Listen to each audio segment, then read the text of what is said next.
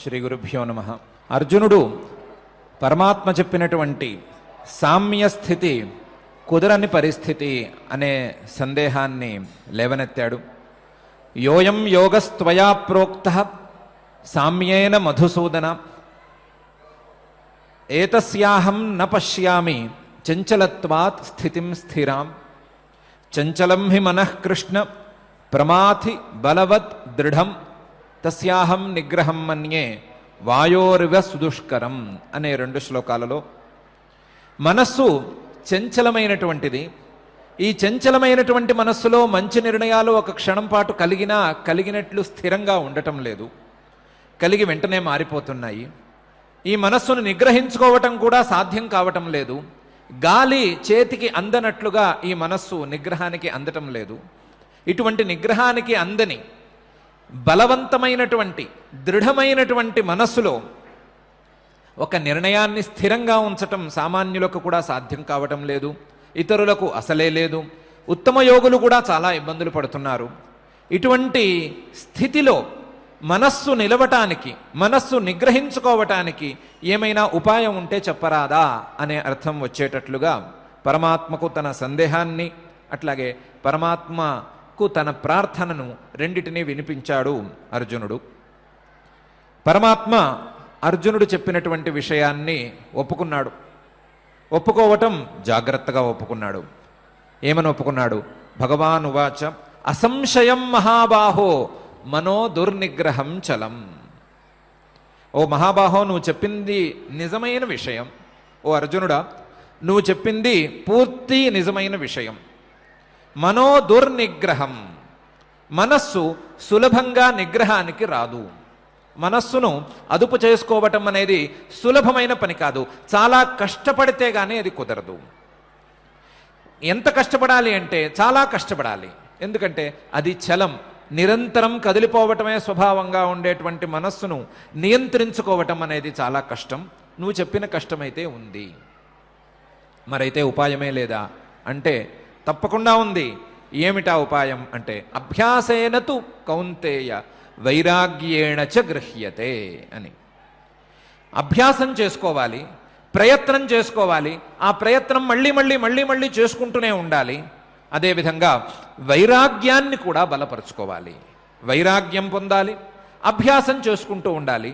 ఈ అభ్యాసము వైరాగ్యము అనే 2 సాధనాలు గనక ఉన్నట్లయితే ఈ మనస్సు నిగ్రహానికి వచ్చి తీరుతుంది. మనస్సును నిగ్రహించుకోవటం లేదా చిత్త చాంచల్యాన్ని ఆపుకోవటం చాలా కష్టమైన పనే అయినప్పటికీ నిరంతర ప్రయత్నం, సతత ప్రయత్నం, సంతతోద్యోగం ద్వారా మనస్సును నియంత్రించుకోవచ్చు. అదేవిధంగా వైరాగ్యాన్ని బలపరుచుకోవటం ద్వారా, వైరాగ్యాన్ని పరిపూర్ణంగా సాధించుకోవటం ద్వారా మనస్సును నిగ్రహించుకోవచ్చు అని పరమాత్మ సమాధానం చెప్తున్నాడు. ఏమనంటున్నాడు? అర్జునుడు అడిగిన ప్రశ్న మనస్సును నిగ్రహించుకోవటం అసంభవం కదా అని. అసంభవం కాదు, కష్టం అని పరమాత్మ యొక్క మొదటి సమాధానం. మనస్సును నిగ్రహించుకోవటం కష్టం లేదా చాలా కష్టం అనే విషయం నిజమే. కానీ ప్రతిదానికి ఉపాయం ఉండనే ఉంటుంది. ఎంత కష్టమైనటువంటి సమస్య అయినా సరే దానికి పరిష్కారం తప్పకుండా ఉంటుంది. ఈ మనస్సును నిగ్రహించుకోవటం అనేది కష్టమైన సమస్య అయినప్పటికీ దానికి పరిష్కారం తప్పకుండా ఉంది. ఏమిటా పరిష్కారం అంటే అభ్యాసం. అభ్యాసం ఏ నిర్ణయమైతే కలిగిందో మనస్సులో, ఏ సంకల్పమైతే మనస్సులో మంచి సంకల్పం కలిగిందో ఆ సంకల్పాన్ని మళ్ళీ ఆవృత్తి చేసుకుంటూ ఉండటం, లేదా ఆ నిర్ణయాన్ని దృఢపరచుకునేటువంటి ప్రయత్నం చేసుకుంటూ ఉండటం, ఇది సామాన్యులు చేయవలసిన పని. ఏ ఉదాహరణలోనైనా సరే, జీవితంలోని ఏ దశలోనైనా సరే ఈ అభ్యాసం అనేది తప్పనిసరి. అభ్యాసం చేసుకోవాలి. మళ్ళీ ఆ మంచి ప్రయత్నాన్ని ముందుకు తీసుకువెళుతూనే ఉండాలి. దానితో పాటుగా వైరాగ్యాన్ని కూడా సాధించాలి. వైరాగ్యం అనే దాన్ని 2 రకాలుగా మనం మామూలు మాటల్లో విభాగం చేసుకుంటే, ఒకటి లక్ష్య సాధనకు ప్రతిబంధకమైనటువంటి వైరాగ్యం, దాన్ని తెచ్చుకోవటం. ఏ లక్ష్యమైనా సరే ఆ లక్ష్యానికి అడ్డం పడేటువంటి వైరాగ్యం, ఆ అడ్డం పడేటువంటి కోరికలన్నిటినీ అదుపులో ఉంచుకోవటం, అనవసరమైన విషయాల మీదకు కోరికలు మళ్లకుండా చూసుకోవటం, లక్ష్యం మీదే స్థిరంగా ఉంచుకోవటం అనేది ఒక వైరాగ్యం అయితే, అన్నిటికంటే ఉత్తమమైన లక్ష్యమైన ఆ తత్వజ్ఞానానికి అడ్డంగా ఉండే ప్రతి రాగాన్ని అడ్డుకుని పరిపూర్ణమైనటువంటి వైరాగ్యాన్ని సాధించుకుని మనస్సును తత్వజ్ఞానం వైపుగా తీసుకువెళ్ళటం. ఇది రెండవ విభాగంలోకి మనం తెచ్చుకోవచ్చు. ఈ రెండు రకాలుగానో లేదా ఒకే రకమైనటువంటి వైరాగ్యాన్ని, మన లక్ష్య సాధనకు అడ్డం పడేటువంటి రాగాన్ని, మన లక్ష్య సాధనకు అడ్డం పడే కోరికలను పూర్తిగా నివారించుకుని లక్ష్య సాధనకు అడ్డం లేనట్లుగా వైరాగ్యాన్ని సాధించుకుని అభ్యాసం చేసుకుంటే ఇది జరగని పని కాదు, తప్పకుండా జరుగుతుంది అని పరమాత్మ హామీ ఇస్తున్నాడు. అభ్యాసేనతు కౌంతేయ వైరాగ్యేణ చ గృహ్యతే. అందులోనూ అభ్యాసేన తూ అని అంటున్నాడు. తూ కానీ, నువ్వు చెప్పింది నిజమే, కానీ ఎవరికి నిజం అంటే ప్రయత్నం చేయని వారికి అది నిజం. ప్రయత్నం చేయని వారికి మనస్సు నిగ్రహానికి రాదు అనే విషయం వాస్తవం. కానీ ప్రయత్నం చేసుకుంటూ పోతే, ఆ ప్రయత్నం సంతత ప్రయత్నంగా ఉంటే, ఎప్పుడూ చేసే ప్రయత్నంగా ఉంటే, ఆ ప్రయత్నం నిరంతరంగా సాగుతూ ఉంటే తప్పకుండా నిగ్రహానికి వస్తుంది. ఆ ప్రయత్నంతో పాటుగా వైరాగ్యాన్ని కూడా అలవరుచుకుంటే తప్పకుండా మనోనిగ్రహం అనేది కుదురుతుంది అని పరమాత్మ చెప్తున్నాడు. ఈ మనోనిగ్రహం గురించి పరమాత్మ చెప్పినటువంటి ఈ అభ్యాస వైరాగ్యాల గురించి యోగ సూత్రాలలో పతంజలి మహర్షి గారు కూడా చాలా స్పష్టంగా చెప్పారు. అభ్యాస వైరాగ్యాభ్యాం తన్నిరోధ అనే సూత్రంలో చిత్తవృత్తులు, మనస్సు యొక్క ఆలోచనలు అనంతంగా వెళ్ళిపోతూనే ఉంటాయి. దాన్ని కేటగరైజ్ చేసుకుంటే ప్రమాణ, విపర్యయ, వికల్ప, నిద్రా, స్మృతులు అని 5 రకాల వృత్తులు ఉంటాయి అని ఒకసారి అనుకున్నాం మనం. ఆ 5 రకాల వృత్తులు 5 రకాలే, కానీ అనంతంగా ఉన్నాయి. లెక్క పెట్టలేనన్ని ఆలోచనలు, లెక్క పెట్టలేనటువంటి మానసిక క్రియలు ఉన్నాయి. వాటన్నిటినీ అదుపులోకి తీసుకొచ్చుకోవాలి, వాటన్నిటినీ వెనక్కి మరల్చుకోవాలి, వాటన్నిటినీ ఆపుకోవాలి, వాటన్నిటినీ నిరోధించుకోవాలి అంటే ఏం చెయ్యాలి అనే విషయాన్ని మహర్షి గారు కూడా ఇదే మాటలో అభ్యాస వైరాగ్యాభ్యాం తన్నిరోధ అని చెప్పారు. అందులో అభ్యాసం అంటే ఏమిటి అంటే, అభ్యాసం తత్ర స్థితౌ యత్నః అభ్యాసః. ఏదైనా ఒక నిర్ణయం వచ్చిందంటే, ఏ నిర్ణయం వచ్చినా సరే ఆ నిర్ణయంలో ఉండిపోవటానికి, ఆ నిర్ణయాన్నే ఆచరణలోకి పెట్టడానికి చేయవలసినటువంటి ప్రయత్నం, ఆ నిర్ణయం నుండి క్షణం కూడా బయటికి రాకుండా ఉండటానికి, ఆ నిర్ణయం నుండి జారిపోకుండా ఉండటానికి, లేదా అసలు ఆ నిర్ణయమే జారిపోకుండా ఉండటానికి చేసేటువంటి ప్రయత్నం అభ్యాసం. ఈ ప్రయత్నం నిరంతరం చేస్తూనే ఉండాలి. తత్ర స్థితౌ యత్నః అభ్యాసః. ఈ అభ్యాసం ఏ స్థాయి నుండి ఏ స్థాయి వరకు ఉంది అంటే ప్రతి స్థాయిలోనూ ఉంటుంది. సాధారణ నిర్ణయం స్థిరంగా ఉండటానికి చేసుకునే అభ్యాసం కూడా అభ్యాసమే. ఇంతేకాకుండా యోగంలో ఉత్తమోత్తమ యోగంగా పరమాత్మ చెప్పినటువంటి నిర్వికల్పక సమాధిని స్థిరంగా ఉంచుకోవటం కోసం చేసే ప్రయత్నం కూడా అభ్యాసమే. ఆ అభ్యాసము ఈ అభ్యాసము అన్ని అభ్యాసాలే స్థిరత్వం కోసం. మనస్సు ఒకసారి వెనక్కి వచ్చిన తర్వాత, స్థిరమైన నిర్ణయమో లేదా మంచి నిర్ణయమో తీసుకున్న తర్వాత అందులోకి కట్టుబడి ఉండేలా చేసే ప్రయత్నం అభ్యాసం. ఈ అభ్యాసం కావాల్సిందే. అందులో కేవలం అభ్యాసం మాత్రమే చాలదు, దానితో పాటుగా వైరాగ్యం కూడా కావలసిందే. అభ్యాస వైరాగ్యాభ్యాం తన్నిరోధ. ఒక్క అభ్యాసం చాలదు, ఒక వైరాగ్యము చాలదు. అభ్యాసము వైరాగ్యము రెండూ కలిసి ఉండాలి అని మహర్షి గారు కూడా చెప్తున్నారు. రెండెందుకు కలిసి ఉండాలి, ఎందుకు అభ్యాసము వైరాగ్యము రెండూ కావాలి అని పతంజలి మహర్షి గారు చెప్తున్నారు. పరమాత్మ కూడా అభ్యాసేనతు కౌంతేయ వైరాగ్యేణ చ గృహ్యతే అని రెండు కావాల్సినవే అని ఎందుకు చెప్తున్నాడు అనంటే, దానికి యోగ భాష్యంలో ఒక చక్కటి ఉపపాదన చేశారు. చిత్తం లేదా మనస్సు అనేది ఒక నది లాంటిది. చిత్తనదీ నామ కాచిత్ ఉభయతో వాహిని వహతి కళ్యాణాయ వహతి పాపాయ. ఈ చిత్తం మనస్సు అనేది ఒక ప్రవాహం లాంటిది. ప్రవాహం అంటే అది మంచి వైపుకు ప్రవహించవచ్చు, లేదా చెడు మార్గాల వైపు కూడా ప్రవహించవచ్చు. ప్రవహించే స్వభావం అయితే మనస్సుకుంది. ప్రారంభంలో సాధకుడు ఏం చెయ్యాలి అంటే, మనస్సును చెడు వైపుగా, చెడు మార్గాల వైపుగా ప్రవహించకుండా చూసుకుని, అటువైపు అడ్డుకట్ట వేసుకుని మంచి మార్గం వైపుగా ప్రవహించేట్టు చూసుకోవాలి. మంచి మార్గం వైపుగా ప్రవహించేట్టు చూసుకుని కావలసిన విషయంలో ఆ నీటిని ఆపుకోవాలి, ఆ ప్రవాహాన్ని ఆపుకోవాలి. వేగంగా వేగంగా పారేటువంటి నది ఒకటి ఉంది. ఆ నది పారుతూ ఉంటే ఎవరికీ ఉపయోగం లేదు, పారిపోతూనే ఉంది, వెళ్ళి సముద్రంలో కలుస్తుంది. ఒక్క నీటి బొట్టు కూడా ఎవరికి ఉపయోగంలోకి రాదు. ఆ నీటిని సాధించాలనుకునేవాళ్ళు, ఆ నీటి ద్వారా ప్రయోజనం సంపాదించుకోవాలని అనుకునేవాళ్ళు ఏం చేయాలి? ముందు ఆ నీటికి ఆనకట్ట వేయాలి. వేగంగా మనకు అక్కర్లేని వైపుకు పారిపోతున్నటువంటి నీటిని మొదలు ఆనకట్ట వేసి అడ్డుకట్ట వేసుకోవాలి, అడ్డం పెట్టుకోవాలి.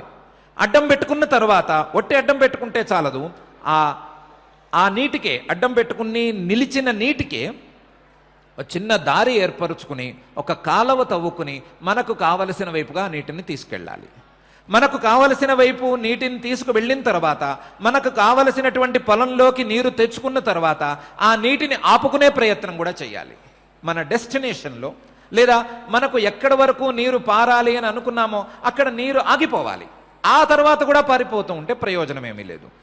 అలాగే ఈ చిత్తం అనేటువంటి నదిని కూడా, ఈ మనస్సు యొక్క ప్రవాహం, ఆలోచనల ప్రవాహాన్ని చెడుదారుల వైపుకు పోకుండా మొదలు అడ్డుకట్ట వేసుకోవాలి.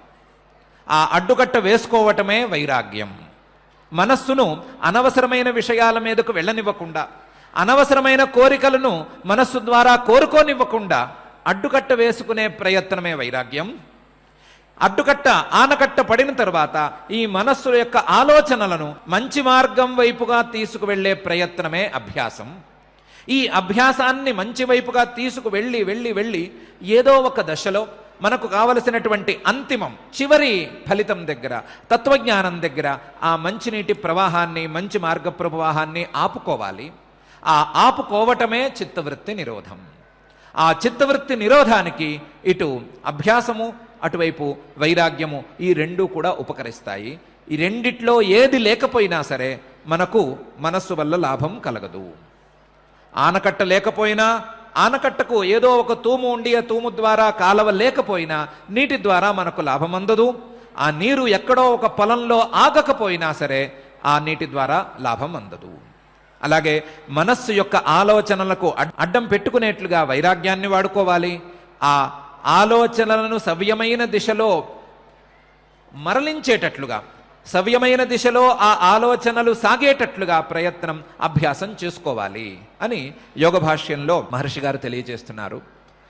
ఈ అభ్యాస వైరాగ్యాల ద్వారా మాత్రమే మనోనిగ్రహం కుదురుతుంది, కానీ అభ్యాస వైరాగ్యాలు లేనిదే ఏ దశలోనూ కుదరదు అని వారు కూడా అభిప్రాయపడుతున్నారు. ఈ అభ్యాస వైరాగ్యాభ్యాం తన్నిరోధ అనే సూత్రంలో అభ్యాసం అంటే ఏంటో మనకు కొంత అవగాహనకు వచ్చింది. ఏ నిర్ణయం తీసుకున్నా ఆ నిర్ణయానికి కట్టుబడి ఉండేట్టుగా చేసుకునే ప్రయత్నం అభ్యాసం. ఈ అభ్యాసం నిరంతరం చేసుకోవలసిందే, సతత ప్రయత్నంగా ఉండవలసిందే అనే విషయం కూడా అవగాహనకు వచ్చింది. కానీ మన చెడు ఆలోచనలను లేదా చెడు మార్గాలలో పారిపోయే మనస్సును అడ్డుకట్ట వేసుకునేటువంటి వైరాగ్యం అంటే ఏమిటి అనే విషయాన్ని పతంజలి మహర్షి గారు 4 విధాలుగా ఉన్నప్పటికీ ఒక విధంగా ఆయన నిరూపించారు. అందులో దుష్టానుశ్రవిక విషయ వితృష్ణస్య వశీకార సంజ్ఞా వైరాగ్యం అనే సూత్రంలో ఏ విషయమైనా సరే ఆ విషయం మీద కోరిక కలుగుతూ ఉండటం అనేది మనస్సుకు సహజమైన విషయం. ఆ విషయం మనం లోకంలో లేదా ఈ ప్రపంచంలో చూసేటువంటి విషయం కావచ్చు, మనం చూడలేని స్వర్గలోకాదుల విషయాల్లో కావచ్చు, మనం వినే విషయాల మీద కోరికలైనా కావచ్చు, లేదా మనం చూసే విషయాల మీద కోరికలైనా కావచ్చు. ఏ కోరికైనా సరే పూర్తిగా ఆగిపోయి ఆ విషయాల మీద, దృష్ట అనుశ్రవిక విషయాల మీద పూర్తి స్థాయి కోరికలు లేకుండా ఉండే స్థితి వైరాగ్యం అని మహర్షి గారు చెప్తున్నారు. ఆయన చెప్పటంలో వశీకార సంజ్ఞ వైరాగ్యం పేరు పెట్టారు. వశీకార సంజ్ఞ అని పేరు వచ్చిన వెంటనే ఆ వైరాగ్యాలకు ఉండేటువంటి మిగతా పేర్లు కూడా మనకు అవగాహనకు రావలసిందే. మిగతా పేర్లు ఇలా వైరాగ్యాలకు పెట్టారు. యతమాన సంజ్ఞా వైరాగ్యం, వ్యతిరేక సంజ్ఞా వైరాగ్యం, ఏకేంద్రియ సంజ్ఞా వైరాగ్యం, అలాగే వశీకార సంజ్ఞా వైరాగ్యం అని 4 రకాల వైరాగ్యాలు ఉంటాయి. మొదలది యతమాన సంజ్ఞ. గురువుల వాక్యాల ద్వారా లేదా శాస్త్రవాక్యాల ద్వారా మనకు కావలసింది ఏంటి, అక్కర్లేనిది ఏమిటి అని నిర్ణయించుకునే ప్రారంభ ప్రయత్నం.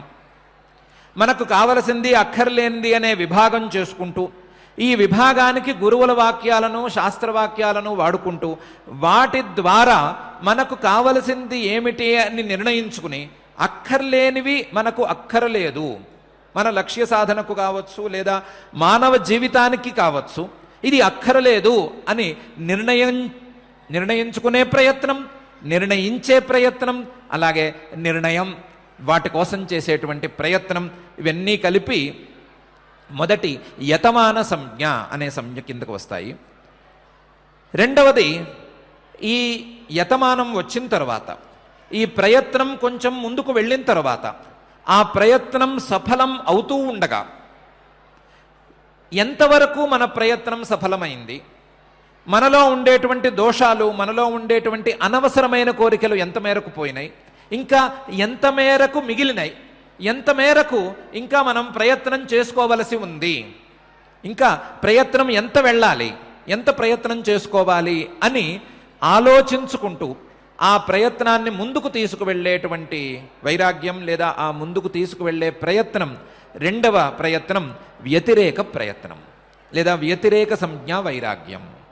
ఈ వ్యతిరేక సంజ్ఞ వచ్చినప్పుడే మనలో ఉండేటువంటి దోషాల స్థితి, మనసులో ఉండేటువంటి ఆ మాలిన్యాల పరిస్థితి పూర్తిగా అవగాహనకు వస్తుంది. ఇది లేకపోతే రాదు. ఒంటి మీద కురుపులు వచ్చినాయి, బాగాను కురుపులకు మందు వేసుకున్నారు, మందు రాసుకున్నారో వేసుకున్నారో ఏదో చేశారు.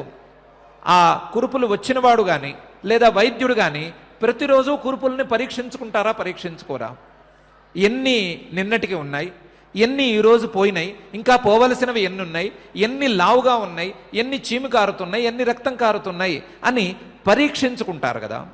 అదేవిధంగా మనసులో ఉండేటువంటి దోషాలు కూడా ఎన్ని కష్టానికి గురి చేస్తున్నాయి, ఎన్ని కష్టం లేకుండా అలా సోమరిపోతుగా పడి ఉన్నాయి, ఏ రకంగా ఉన్నాయి, ఏవి ఏ రకంగా పోవాలి అని ఆలోచనతో చేసేటువంటి ప్రయత్నం రెండవ వ్యతిరేక సంజ్ఞా వైరాగ్యం. మూడవది ఏకేంద్రియ సంజ్ఞా వైరాగ్యం. ఏకేంద్రియ సంజ్ఞ అంటే మొత్తం మీద కోరికలన్నీ ప్రయత్నం చేసి పోగొట్టుకున్నాం, కోరికలైతే పోయినాయి, కానీ ఆ కోరికల యొక్క స్థూల రూపం మాత్రమే పోయింది. కోరికలకు వెనకాల సూక్ష్మంగా ఏదో కొంత మిగిలే ఉంది అని అర్థం చేసుకునే ప్రయత్నం. ఏంటి కోరికల యొక్క సూక్ష్మ రూపం లేదా లేదా స్థూల రూపం అని రెండు రూపాలు ఎలా ఉంటాయి, వాటి యొక్క తీరు తెన్నులు ఏమిటి అంటే, ప్రతి కోరిక మనకు స్పష్టంగా అవగాహనకు రాదు. ఎందుకంటే కోరికలు రెండు రకాలు. ఒకటి ప్రవృత్తి పర్యంత రుచి, రెండవది దానికి కారణంగా ఉండేటువంటి ఔత్సుక్యం. ఒకటి రుచి, మరొకటి ఔత్సుక్యం. ప్రతి వ్యక్తికి నేను ఏదో సాధించాలి అనే కోరిక ఉంది. ఈ కోరిక ఫలితానికి ముందుకు వెళ్ళటం లేదు లేదా ప్రయత్నానికి పనికొచ్చేట్టుగా లేదు. ప్రతి వ్యక్తికి ఇంతే ఉంది. ప్రతి వ్యక్తి నేను అత్యుత్తమ స్థాయిలో ఉండాలి, సర్వోన్నత స్థాయిలో ఉండాలి అని కోరుకోవటం అనేది సహజం. ఏ వ్యక్తికైనా, ఏ మానవ మాత్రుడికైనా ఇది సహజం, తెలిసైనా తెలియకైనా సరే. కానీ ఆ కోరిక వల్ల ఉపయోగం ఏమీ లేదు. ఎందుకు లేదు అంటే అది కేవలం ఔత్సుక్యం. సర్వోన్నత స్థాయికి వెళ్ళాలి అని అంటే అర్థమేంటి, నేను సర్వోన్నత స్థాయిలో ఉంటే మంచిది, అది నాకు అనుకూలంగా ఉంటుంది, అది నాకు మంచి ఫలితాన్ని ఇస్తుంది అనేటువంటి ఆలోచన మాత్రమే. అది కేవలం ఔత్సుక్యం మాత్రమే.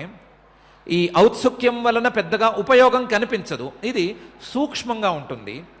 ఈ సూక్ష్మమైనటువంటి ఈ కోరిక ఎప్పుడైతే స్థూలంగా రుచిగా మారుతుందో, ఆ రుచిగా మారినటువంటి ఆ కోరిక ప్రవృత్తి వైపుగా మానవుడిని నడిపిస్తుంది. అందువలన అది ప్రవృత్తి పర్యంత రుచి అని దానికి పేరు.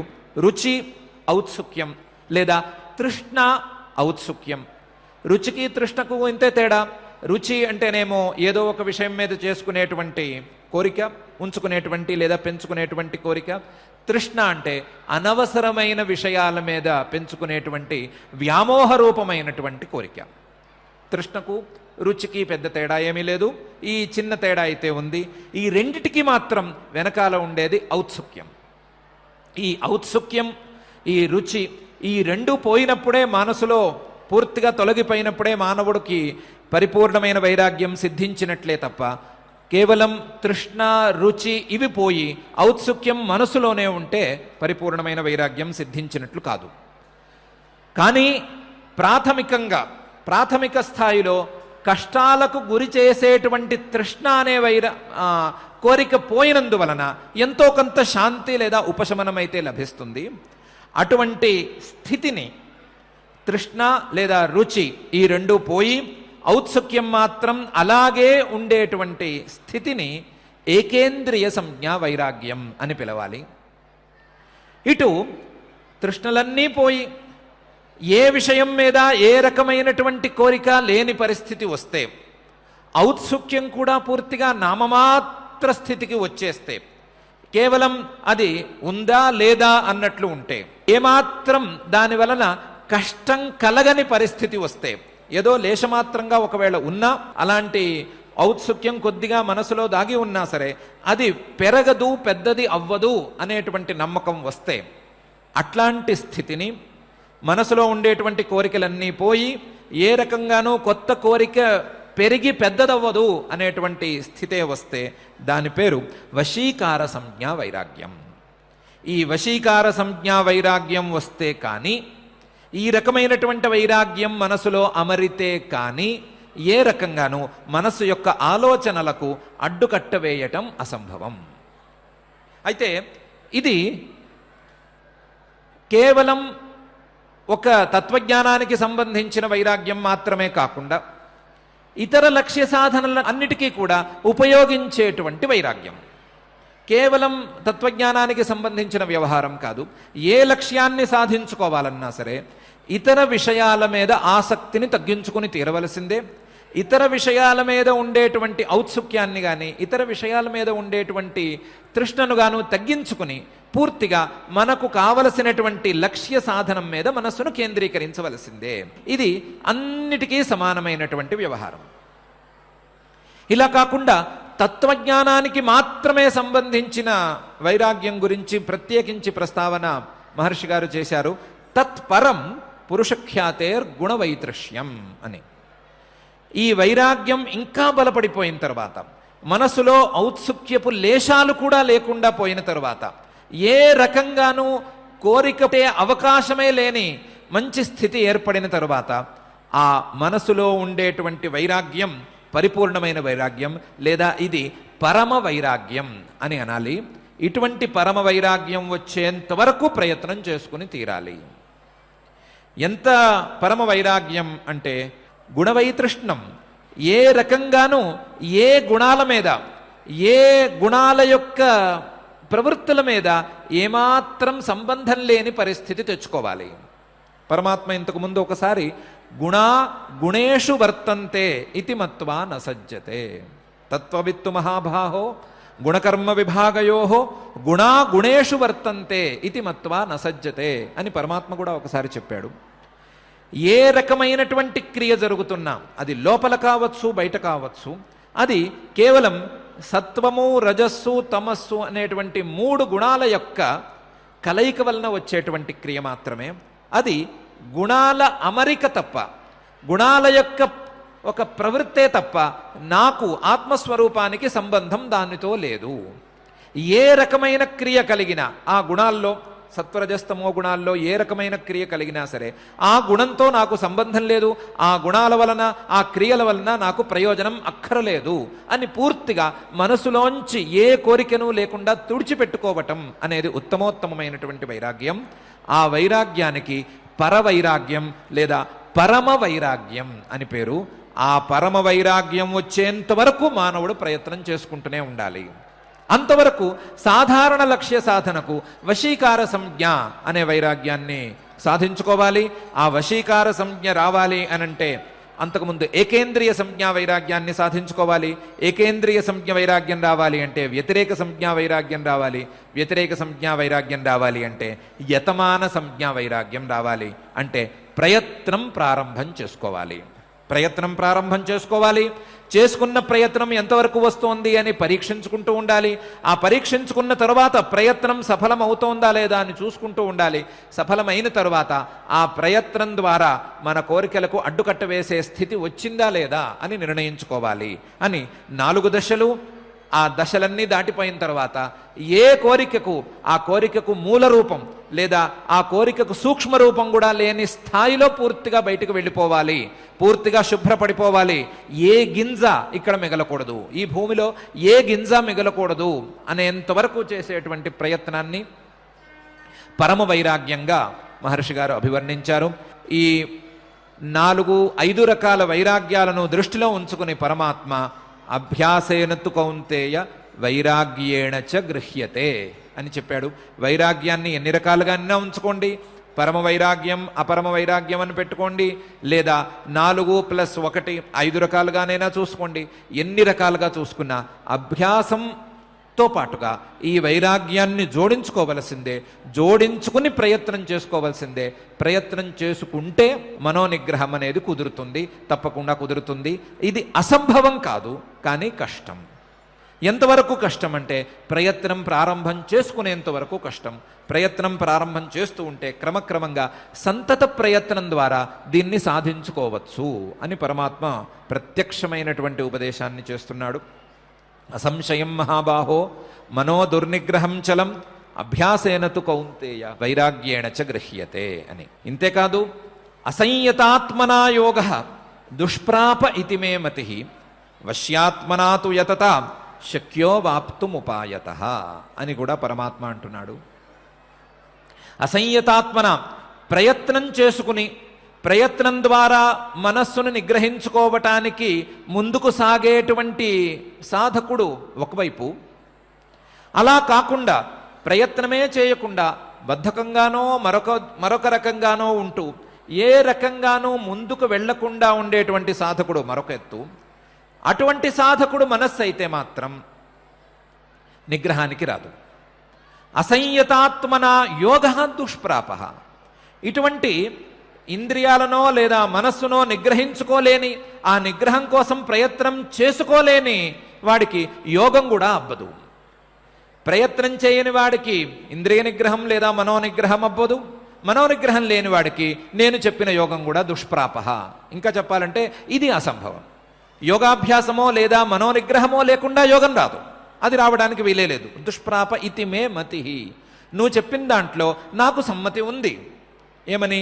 యోయం యోగస్త్వయా ప్రోక్త సామ్యేన మధుసూదన తస్యాహం అని ఏవైతే చెప్పావో, ఈ యోగం రాదన్నావో అది రాదు అనే మాట వాస్తవమే. ఎవరికి అంటే ఎవరైతే ప్రయత్నం చేసుకోవటం లేదో, ప్రయత్నం ద్వారా సాధించాలి అని అనుకోవటం లేదో అటువంటి వారికి ఇది రాదు. కానీ వశ్యాత్మనాతు యతత శక్య అవాప్తుం ఉపాయత. వశ్యాత్మన ఇంద్రియాలను నిగ్రహించుకోవాలి లేదా మనస్సును నిగ్రహించుకోవాలి, దానికి కుదరదు అనే మాట రానివ్వకూడదు. యతత ప్రయత్నం చేసుకోవాలి, సంతత ప్రయత్నం చేసుకోవాలి, నిరంతరంగా ప్రయత్నం చేసుకోవాలి. యతత శక్య అవాప్తుం, తప్పకుండా కుదురుతుంది. మనోనిగ్రహం ఎందుకు కుదరదు? మానవుడికి అసాధ్యమైనది ఏముంది? ఏమీ లేదు. శక్య అవాప్తుం ఉపాయత, ఉపాయాన్ని చూసుకోవాలి. ఉపాయాన్ని చూసుకోవాలి. మనస్సు బలంగా ఉంది, చంచలం హి మనః కృష్ణ ప్రమాథి బలవత్ దృఢం అని అనుకోవడానికి వీల్లేదు. బలవత్ చాలా బలం ఉండొచ్చు, దృఢం అవ్వచ్చు, కానీ అంత బలవంతమైన మనస్సును, అంత దృఢమైన మనస్సును లొంగదీసుకోవడానికి ఉపాయం ఉండి తీరుతుంది. ఎంత కష్టాలకైనా సరే, ఎన్ని దుఃఖాలకైనా సరే పరిష్కారం తప్పకుండా ఉంటుంది. ఉండకుండా ఉండే వీలే లేదు, అలాంటి అవకాశమే లేదు. ఉపాయాన్ని వెతుక్కోవటం, దాన్ని ఆచరించుకోవటం అనేది మానవుడి యొక్క కర్తవ్యం. ఆ ఉపాయం ఏమిటి అంటే ప్రయత్నం. అసంయతాత్మనా యోగ దుష్ప్రాప ఇతి మే మతి. వాడు గనక ప్రయత్నం చేసుకోక తన మనస్సును నిగ్రహించుకోలేక ఉంటే గనక వాడికి యోగం అవ్వదు అనే మాట నిజమే. ఆ విషయంలో నా సమ్మతి కూడా ఉంది. కానీ వశ్యాత్మనాతు యతత, ప్రయత్నం చేసుకుని ప్రయత్నం ద్వారా మనస్సును గనక నిగ్రహించుకోగలిగినట్లయితే ఎంతటి యోగమైనా అబ్బి తీరుతుంది, ఎంతటి ఫలితమైనా దక్కి తీరుతుంది అని పరమాత్మ ప్రత్యేకించి చెప్తున్నాడు. మల్టీనేషనల్ కంపెనీలో ఎంప్లాయీ ఒకతను ఉన్నాడు. MNC employee. అతనికి పెళ్లి సంబంధం చూస్తున్నారు. పెళ్లి సంబంధం చూస్తుంటే మామగారు పల్లెటూరు నుంచి వచ్చాడు, పెద్ద మోతుబరి. కట్నంగా ఏమిస్తారు అనే మాటలు సాగుతున్నాయి. ఆయన 50 ఎకరాలు మాగాణి పొలం కట్నంగా ఇస్తానన్నాడు. 50 ఎకరాలు మాగాణి అని. మాగాణి భూమి తీసుకుంటే ఏం వస్తుంది అని అడిగాడు కాబోయే అల్లుడు. మాగాణి భూమి అంటే నాయన బియ్యము లాంటి బాగా పంటలు పండేటువంటి భూమి అది. ఆ భూమిలో ఎకరానికి 40-50 బస్తాలు వడ్లు అవన్నీ పండుతాయి, చాలా సంపాదన ఉంటుంది దానికి అన్నాడు. ఎంత సంపాదన ఉంటుంది ఏమిటి అని క్యాలిక్యులేటర్ తీసుకున్నారు, చర్చించుకున్నారు. సంపాదన గట్టిగానే ఉంటుంది అని తేల్చుకున్నారు. కాబోయే మామగారికి కొత్త అల్లుడు చెప్పాడు, నేను ఎలాగూ జాబ్ మారదాం అనుకుంటున్నాను. ఆ జాబ్లో వాళ్ళు ఇచ్చిన ఆఫర్ కంటే మీరు చెప్పిన 50 ఎకరాల మీద వచ్చే ఆదాయం ఎక్కువగా కనిపిస్తోంది.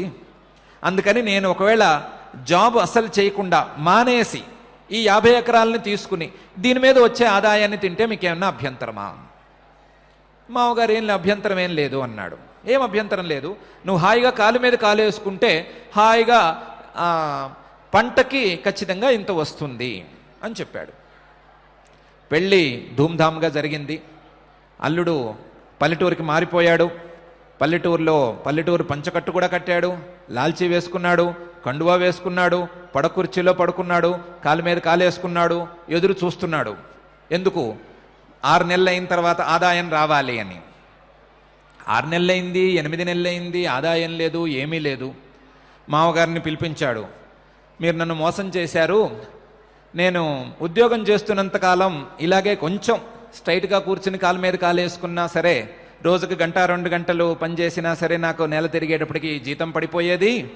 మిమ్మల్ని నమ్మి ఉద్యోగం మానేశాను, కొత్త ఉద్యోగాన్ని ఆఫర్ను కూడా నేను కాదనుకున్నాను. 6 నెలలైనా 8 నెలలైనా సరే నా అకౌంట్లో డబ్బులు పడటం లేదు. మీరేమో నన్ను మోసం చేసినట్లే అన్నాడు. మామగారు, అదేం మోసం, నీకు ఇచ్చింది బంగారం లాంటి మాగాణి భూమి కదా, అందులో వ్యవసాయం చేసుకుంటే మంచి పంట వస్తుంది కదా అన్నాడు. వ్యవసాయం ఏమిటి, చేయటం ఏమిటి అన్నాడు అల్లుడు. మీరు డబ్బులు వస్తున్నాయన్నారు, నేను కూర్చున్నాను అంటే మామగారు చెప్పారు, అలా రావు డబ్బులంటేను, మనం వెళ్ళాలి, వ్యవసాయం చేయాలి, పద నీకు చూపిస్తాను అన్నాడు. ఇద్దరు వెళ్ళారు, పొలం దగ్గరికి వెళ్ళారు. పొలం దగ్గరికి వెళితే అది మాగాణి భూమి అయినా సరే వ్యవసాయం చేయలేదు, ఎవరూ పట్టించుకోలేదు, బీడు పట్టిపోయింది, బాగా మట్టి గట్టిగా ఉంది. వ్యవసాయం అంటే ఎలా చేయాలి అని అడిగాడు అల్లుడు. అడిగితే మామగారు చెప్పారు, ఏం లేదు, నాగలు తీసుకురావాలి, ఈ భూమిని దున్నాలి, నీరు పెట్టాలి, నారు పోయాలి, ఏదో చెప్పాడు. చెప్తే ఒకసారి వెళ్ళి దాన్ని తట్టి చూశాడు అల్లుడు.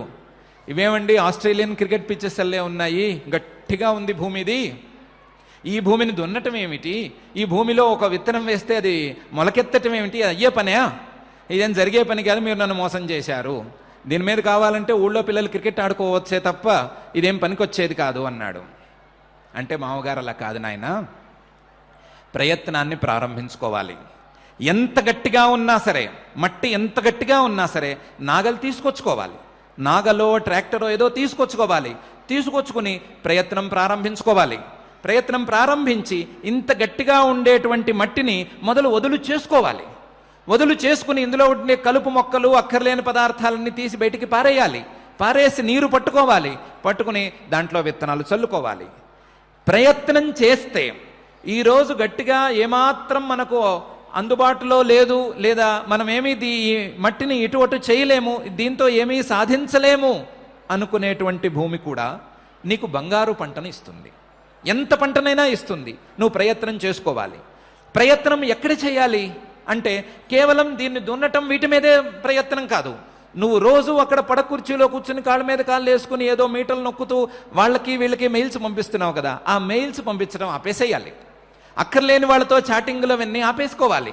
ఆపేసి ఈ వ్యవసాయానికి సంబంధించిన సమాచారాన్నే అందులో కూడా చూసుకోవాలి. నీ కర్తవ్యానికి, నీ లక్ష్య సాధనకు కావలసినటువంటి మేరకే పని చూసుకోవాలి. దాంట్లో కూడాను ఇక్కడ పని చేసినా ఈ పనే చేయాలి, ఇంటికెళ్ళి ఆలోచించినా లేదా వేరే చూసినా వేరే ఏం చేసినా సరే వ్యవసాయానికి తగ్గట్టుగానే చేయాలి, వ్యవసాయానికి సంబంధించిన పనులే చేయాలి. ఇలా నిరంతరం దీని మీద ఆలోచిస్తూ, నిరంతరం దీనిలో కొత్త పద్ధతులను ఆలోచించుకుంటూ వాటిని గనక అమలులోకి తెచ్చుకోగలిగితే నీకు బంగారం కాదు ఇంకా ఏమైనా పండవచ్చు. అంతే తప్ప కాలు మీద కాలు వేసుకుని కూర్చుంటే వచ్చేయటానికి ఇది ఆషామాషి వ్యవహారం కాదు. బద్ధకంతో ఏమీ సాధించలేరు. బద్ధకం గనక ఉన్నట్లయితే ఆ బద్ధకం మనసులో ఉంది లేదా మనలో ఉంది అని ఒప్పుకోలేక ఎదురుకుండా మట్టి గట్టిగా ఉంది అని చెప్పాలని అనిపిస్తుంది. బద్ధకాన్ని గనక పోగొట్టుకుంటే, ప్రయత్నాన్ని ప్రారంభించుకుంటే ఆ మట్టి బంగారం అయి తీరుతుంది. అట్లాగే మనసులో ఉండే అసలు సిసలు దోషం బద్ధకమో చాంచల్యమో అయి ఉండగా ఆ బద్ధకాన్ని వదిలించుకోలేక లేదా ఆ చాంచల్యాన్ని అడ్డుకోవాలనే కోరిక లేక సాధారణులందరూ ఏమంటున్నారంటే మనస్సును నిగ్రహించుకోవటం చాలా కష్టం, ఏమాత్రం అది అనువుగా లేదు, వాయోరివ సుదుష్కరం అంటున్నారయ్యా. అలాంటి పరిస్థితి ఏం లేదు. ప్రయత్నం ప్రారంభిస్తే ఏదైనా సాధ్యమే. ప్రయత్నం గనక మొదలు పెడితే ఆ ప్రయత్నాన్ని క్రమంగా పైపైకి తీసుకువెళ్ళగలుగుతూ ఉంటే ఏ మనస్సు అయినా సరే, ఎంత ఘోరమైన మనస్సు అయినా సరే, ఎంత బలవంతంగా ఉన్నా, ఎంత దృఢంగా ఉన్నా సరే ఆ మనస్సు లొంగి తీరుతుంది, వంగి తీరుతుంది. ఈ విషయంలో సందేహమే అక్కర్లేదు అని పరమాత్మ ప్రత్యేకించి అసంయతాత్మనాయోగ దుష్ప్రాప ఇతి మే మతి వశ్యాత్మనాతు యతత యోగోవాప్తుం ఉపాయత అని ఉపాయాలను చూసుకోవాలి. ఆ ఉపాయాలను అమలులోకి తెచ్చుకోవాలి, ప్రయత్నాన్ని ప్రారంభించుకోవాలి. ప్రారంభిస్తే ఏది అసాధ్యం కాదు అనే విషయాన్ని స్పష్టంగా చెప్తున్నాడు. మనకు ఎక్కువ లక్ష్యాలేం అక్కర్లేదు, ఎక్కువ ఆశలు అక్కర్లేదు, ఎక్కువ వైరాగ్యం కూడా మనకు అక్కర్లేదు. మనకు ప్రారంభంలో ఉండేటువంటి యతమాన సంజ్ఞా వైరాగ్యం, ప్రారంభ ప్రయత్నం అనేటువంటిది ఉంటే చాలు. మనకు అభ్యాసం కూడా పరిమిత స్థాయిలో ఉంటే చాలు. మనం జీవితంలో ఏ లక్ష్యమైనా సాధించగలం అని పరమాత్మ తప్పకుండా హామీ ఇస్తున్నాడు. అటువంటి హామీని మనం అర్థం చేసుకుందాం. అర్థం చేసుకుని మేము తప్పకుండా మా అభ్యాసాన్ని ప్రారంభించుకుంటాం, మా యొక్క యతమాన సంజ్ఞా వైరాగ్యాన్ని అమలులోకి తెచ్చుకుంటాం అని ఒక సంకల్పాన్ని చేబూనుదాం, ప్రతిజ్ఞ చేసుకుందాం, ప్రయత్నాన్ని ప్రారంభించుకుందాం. ఆ ప్రయత్నానికి సహకరించమని అఖిలాండ కోటి బ్రహ్మాండ నాయకుడు శ్రీ వెంకటేశ్వర స్వామి వారిని మనసారా ప్రార్థించుకుందాం.